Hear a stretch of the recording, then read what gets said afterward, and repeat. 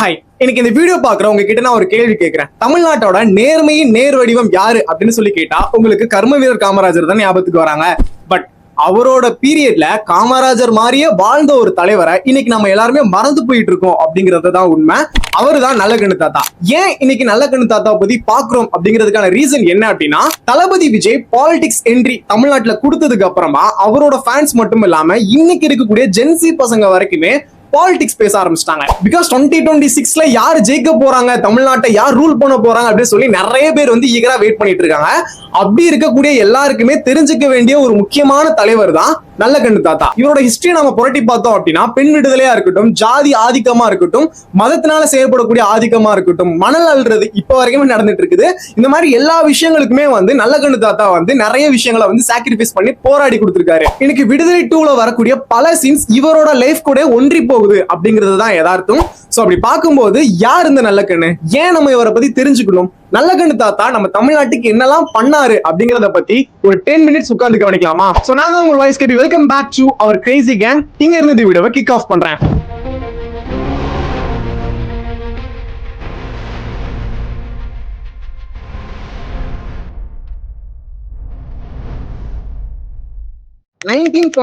December 26ல திருவைகுண்டபுரம் அப்படிங்கக்கூடிய நெல்லை மாவட்டத்துல வந்து பிறக்கிறாரு. இப்போ வந்து அது தூத்துக்குடியா மாறிடுச்சு.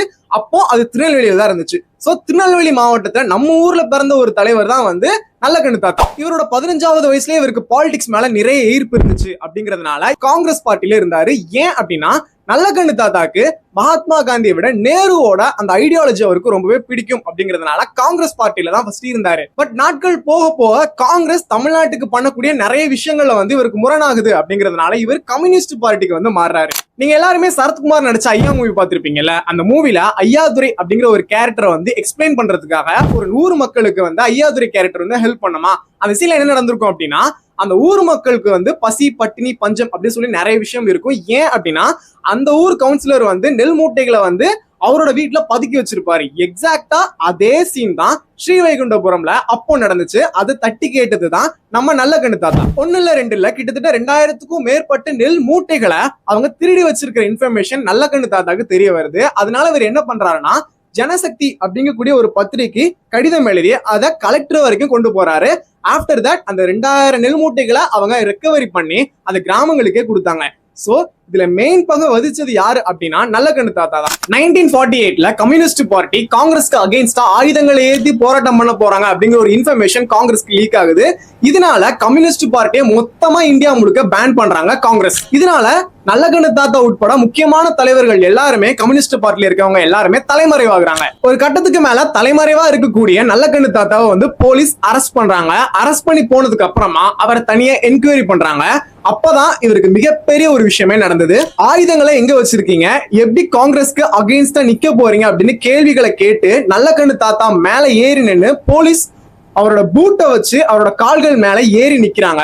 வலி தாங்க முடியலனாலும் அவர் எந்த ஒரு உண்மையுமே சொல்லல. இது மட்டும் கிடையாது, போலீஸ் கேட்க நல்லகண்ணு தாத்தா ஆன்சர் பண்ணல அப்படிங்கறதுனால போலீஸ் சிகரெட்டை எடுத்து சுருட்டை எடுத்து அவரோட மீசை இருக்குல்ல அந்த இடத்துல சூடு வைக்கிறாரு. இதனால என்ன நடக்கு அப்படின்னா, நல்லகண்ணு தாத்தாவோட மீசை மட்டும் போகிறது இல்ல, அதோட சதைக்குள்ள வரைக்குமே போய் முடி வளராத மாதிரியே மாறுது. கொண்டு வந்தது மட்டுமல்லாமல் அவரை தலைகீழ கட்டி வச்சு அவருடைய பெரிய முறுக்கு மீசை ஒவ்வொரு முடியாக அதை அவர்கள் பிடிக்கினார்கள். சோ இப்ப ரீசன்டா நடந்துச்சுல அஜித் குமார் கேஸ், அதே மாதிரிதான் அப்பவே இருந்து நடந்துட்டு இருக்குது. நல்லகண்ணு தாத்தாக்கு சுருட்ட வச்சு உனக்கு மீசையே இருக்க கூடாது அப்படின்னு சொல்லி இந்த இடம் ஃபுல்லாமே பொசுக்கி எடுக்கிறாங்க. அதுக்கப்புறம் நல்லகண்ணு தாத்தாக்கு மீசையே வளரல. அதுக்கு ஒரு டெபினிஷனுமே கொடுத்தாரு. என்ன அப்படின்னா, இந்தியா முழுவதும் எல்லாருக்கும் கிடைக்கின்ற வரையில் நான் மீண்டும் மீசையை வைக்க மாட்டேன்னு அவர் எடுத்தாரு.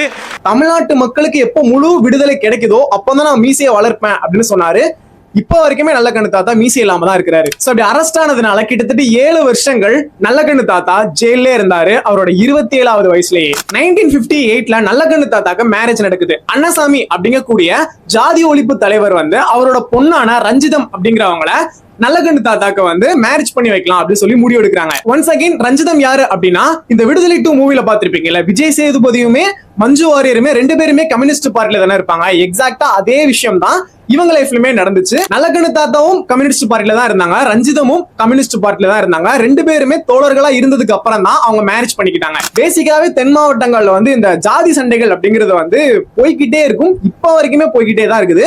அப்படி ஒரு இன்சிடென்ட்லாம் வந்து பாத்தீங்கன்னா இந்த ஜாதியில இருக்கவங்க யாராவது கொலை பண்ணப்பட்டுட்டாங்க அப்படின்னா இங்க இருக்கிற ரெண்டு பேரை வெட்டிடுவாங்க. அதே மாதிரி இந்த ஜாதியில யாராவது இறந்து போயிட்டாங்க அப்படின்னா சம்பந்தமே இல்லாம இங்க இருக்க ஜாதியில யாராவது வெட்டிடுவாங்க. சோ அதே மாதிரியான இன்சிடென்ட் தான் வந்து அன்னசாமிக்குமே நடந்துச்சு. யாரோ ரெண்டு பேர் வெட்டி கொல்லப்பட்டதுனால இவர் இந்த ஜாதி அப்படிங்கறதுனால இங்க இருக்கிறவங்க இந்த ஜாதிக்கார தலைவரான அன்னசாமி அப்படிங்கிற வந்து வெட்டி கொள்றாங்க. பட் அன்னைக்கு நல்லக்கண்ணு தாத்தா அந்த ஒரு சிச்சுவேஷனை, அவரோட மாமனார் இறந்து போன அந்த சிச்சுவேஷனை பெர்ஃபெக்ட்டா வெல் மெச்சூர்டா ஹேண்டில் பண்ணாரு. பிகாஸ் நல்லக்கண்ணு தாத்தா நினைச்சிருந்தா இவர் கொல்லப்பட்ட இந்த ஜாதியில இருந்து அந்த ஜாதிக்காரங்களை வெட்டி கொல்ல அவர் அனுபவிச்சிருக்கலாம். பட் நல்லக்கண்ணு தாத்தா என்ன பண்ணாரு அப்படின்னா, இவர் இறந்ததை வச்சு மறுபடி ஜாதி கலவரம் உருவாகிற கூடாது அப்படிங்கறதுனால இந்த ஜாதிக்காரங்களை வெட்டி இருக்க மாட்டாங்க, அன்னசாமி வந்து வேற யாரோனாலதான் கொல்லப்பட்டிருப்பாங்க அப்படின்னு அந்த கலவரத்தை அப்படியே முடிக்கதான் பார்த்தாரே தவிர்த்து இங்க இருக்கிற மக்களை அங்க போய் வெட்டி கொள்ள அனுமதிக்கல. பிகாஸ் அவர் நினைச்சிருந்தா அந்த ரெண்டு ஜாதிகளுக்குமே ஒரு கலவரத்தை தோண்டி எல்லாருமே வெட்டிக்கிட்டு இறந்து போயிருப்பாங்க. பட் அதை அவர் அனுமதிக்கவே இல்லை. ஜாதி சண்டை இனிமே திருநெல்வேலியில இருக்கக்கூடாது அப்படின்னு சொல்லி நினைச்சாரு நல்லக்கண்ணு தாத்தா. இந்த மாதிரி ஜாதி ஒழிப்பா இருக்கட்டும், மத ஒழிப்பா இருக்கட்டும், பெண் விடுதலைக்காக நிறைய போராடிட்டு இருக்க இவர் வந்து 1967லயும் 1977லயும் 1999லயும் தேர்தல்ல நிக்கிறாரு. திருநெல்வேலி மாவட்டத்தில் இருக்கக்கூடிய அம்பாசமுத்திரம் தொகுதியில 2 தடவை போட்டி போட்டிருக்காரு. அதே மாதிரி மக்களவை தேர்தல்ல 1989ல கோவை மாவட்டத்திலுமே வந்து போட்டி போட்டிருக்காரு. பட் அன்பார்ச்சுனேட்லி இவர் போட்டி போட்ட 3 தேர்தலுமே அவர் தோத்துதான் போனாரு. பிகாஸ் அவர் காசு கொடுக்காம தேர்தல் நின்னாரு. அப்கோர்ஸ் நிறைய தலைவர்கள் தமிழ்நாட்டுக்கு நல்லதே பண்ணிருந்தாலுமே கூட அவங்க தேர்தல் நின்னா யாருமே ஓட்டு போட மாட்டாங்க அப்படின்னு அப்போதுல இருந்தே ப்ரூஃப் பண்ணிட்டு தான் இருக்கிறாங்க. திருநெல்வேலியே முக்கியமான ஒரு ஆறு அப்படின்னா அது வந்து தாமிரபரணி ஆறு தான், வற்றாத ஜீவநதி அப்படின்னு சொல்லுவாங்க. அந்த வற்றாத ஜீவநதியில இப்ப வரைக்குமே மணல் கொள்ளை அப்படின்னு சொல்லி நடந்துட்டே தான் இருக்குது. அதை தட்டி கேட்க யாருமே இல்ல அப்படிங்கிறது தான் யதார்த்தம். 2010ல தாமிரபரணி ஆத்துல வந்து மணல் கொள்ளை நடந்துச்சு. அதை நம்ம நல்லக்கண்ணு தாத்தா தட்டி கேட்டாரு. சோ இப்படி மணல் அள்ளக்கூடாதுன்னு சொல்லி மதுரை கோர்ட்ல அவர் கேஸ் போட்டு அவரே வாதாடி அந்த மணல் கொள்ளையை வந்து தடை பண்ணாரு. 2010ல வந்து மணல் கொள்ளை நடந்திருக்கு. அப்போ ரூலிங் பார்ட்டியா இருந்தது யாரு அப்படின்னா டிஎம்கே. இப்போ அவங்க தான் ரூலிங் பார்ட்டியா இருக்காங்கல்ல. அண்ட் முக்கியமா நல்லக்கண்ணு தாத்தாவை பத்தி சொல்ல போகணும் முக்கியமான ஒரு விஷயம் என்ன அப்படின்னா, அவர் பணத்தை பெரும் பொருட்டாவே எடுத்துக்க மாட்டாரு. சுத்தி இருக்க எல்லாருக்குமே அதை வந்து அதை பகிர்ந்து கொடுத்துருவாரு. 2005ல அவரோட 80வது பிறந்தநாள் அப்போ கம்யூனிஸ்ட் பார்ட்டி எல்லாருமே சேர்ந்து கிட்டத்தட்ட 1 கோடி ரூபாயை கலெக்ட் பண்ணி நல்லக்கண்ணு தாத்தாவுக்கு நீங்க பண்ண சேவைகளுக்கு வந்து சன்மானம் அப்படின்னு சொல்லி கொடுத்தாங்க. பட் நல்லக்கண்ணு தாத்தா என்ன பண்ணாரு அப்படின்னா, அந்த 1 கோடி ரூபாயை அவர் ரிசீவ் பண்ணி மறுபடியும் அதை கம்யூனிஸ்ட் பார்ட்டியோட செலவுக்காக கொடுத்துட்டாரு. அதே மாதிரி 2008வது வருஷத்திலுமே தமிழ்நாடு கவர்மெண்ட் அம்பேத்கர் விருது அப்படின்னு சொல்லி நல்லக்கண்ணு தாத்தாக்கு கொடுக்குறாங்க. அண்ட் 1 லட்சம் ரூபாயுமே சன்மானமா கொடுக்குறாங்க. இந்த 1 லட்சம் ரூபாயில 50,000 விவசாய சங்கம் இருக்கும்ல அவங்களுக்கு கொடுத்துட்டு மிச்சம் இருக்கக்கூடிய 50,000 அவரோட கம்யூனிஸ்ட் பார்ட்டிக்கு கொடுத்துட்டாரு. நான் ஏற்கனவே சொன்னல நல்லக்கண்ணு தாத்தாவோட மாமனார் அன்னசாமி இறந்ததுக்கு அப்புறமா கவர்மெண்ட் அன்னசாமி இறந்ததுக்கான நிதியை நல்லக்கண்ணு தாத்தா கிட்ட கொடுக்குறாங்க. பட் நல்லக்கண்ணு தாத்தா என்ன பண்றாருன்னா, சண்டை போட்டாங்கல்ல அந்த 2 கேஸ்ட், அந்த 2 கேஸ்ட்லயுமே ஏழை எளிய மக்களுக்கு அந்த நிதியை பகிர்ந்து கொடுத்தாரு. அண்ட் 2022வது வருஷத்திலயுமே தமிழ்நாடு கவர்மெண்ட் நல்லக்கண்ணு தாத்தாக்கு 10 லட்சம் ரூபாயையும் 5,000 சன்மானமா கொடுத்தாங்க. இந்த ரூபாயுமே அவரு பொதுநல மக்களுக்காக செலவுக்காக கொடுத்துட்டாரு. அப்படி பார்த்தா நல்லக்கண்ணு தாத்தா அவரோட என்டையர் வாழ்க்கையில பணம் அப்படிங்கிற ஒரு விஷயத்த பெரிய பொருட்டாவே எடுத்துக்கல அப்படிங்கிறது தான் யதார்த்தம். சோ இந்த வீடியோல தான் நல்லக்கண்ணு தாத்தா யாரு அப்படின்னு சொல்லி தெரிஞ்சுக்கிட்டீங்கன்னா கீழே கமெண்ட் பண்ணிட்டு உங்களோட ஃப்ரெண்டுக்கு இவரை பத்தி தெரியப்படுத்துங்க. 80 வருஷமா பாலிடிக்ஸ்ல இருந்துமே 3 தடவை தேர்தல்ல போட்டிட்டுமே ஒரு தடவை கூட அவர் ஜெயிச்சது இல்ல. இதே அவர் பத்தி அவர்கிட்ட நம்ம கேட்டோம் அப்படின்னா, என்னதான் நீங்க நல்ல விஷயங்கள் பண்ணாலுமே மக்கள் உங்களை ஆதரிக்க மாட்டேங்காங்களே அப்படின்னு சொல்லி கேட்கும் போது அவரோட பதில் என்னவா இருந்துச்சு அப்படின்னா, தேர்தல் அப்படிங்கிறது அரசியல் வாழ்க்கையில ஒரு சின்ன பகுதி தான், அதுல ஜெயிச்சாலும் பரவாயில்ல தோத்தாலும் பரவாயில்ல, நான் மக்களுக்காக பிறந்தவன், மக்களுக்கே நல்லது செய்யறதுக்காக இருக்கிறவன் அப்படின்னு சொல்லி அவரோட பதில சொன்னாரு. சோ அவ்வளவுதான் இன்னைக்கான வீடியோ. நல்லக்கண்ணு தாத்தாவை பத்தி எனக்கு தெரிஞ்ச இன்ஃபர்மேஷன் நான் அப்படியே வீடியோவா கன்வெர்ட் பண்ணி நான் உங்ககிட்ட சேர்த்துட்டேன்.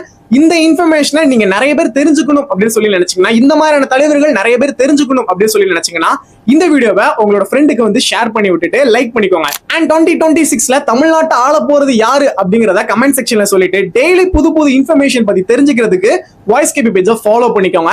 அண்ட் சேனல்ல வேற என்ன திருத்தங்கள் பண்ணலாம் அப்படிங்கறது கமெண்ட்ல சொல்லிக்கோங்க. உங்களோட ஒப்பீனியனுக்காக காத்துட்டு இருக்கிறேன். அண்ட் மறக்காம நம்மளோட இன்ஸ்டாகிராம் பேஜ் எல்லாம் வாய்ஸ் கேபி பேஜை ஃபாலோ பண்ணிக்கோங்க. அதுலயும் நிறைய இன்ஃபர்மேஷனை பத்தி தெரிஞ்சுக்கலாம். சோ இதோட இந்த வீடியோ நான் சைனிங் ஆஃப் பண்றேன். Bye bye.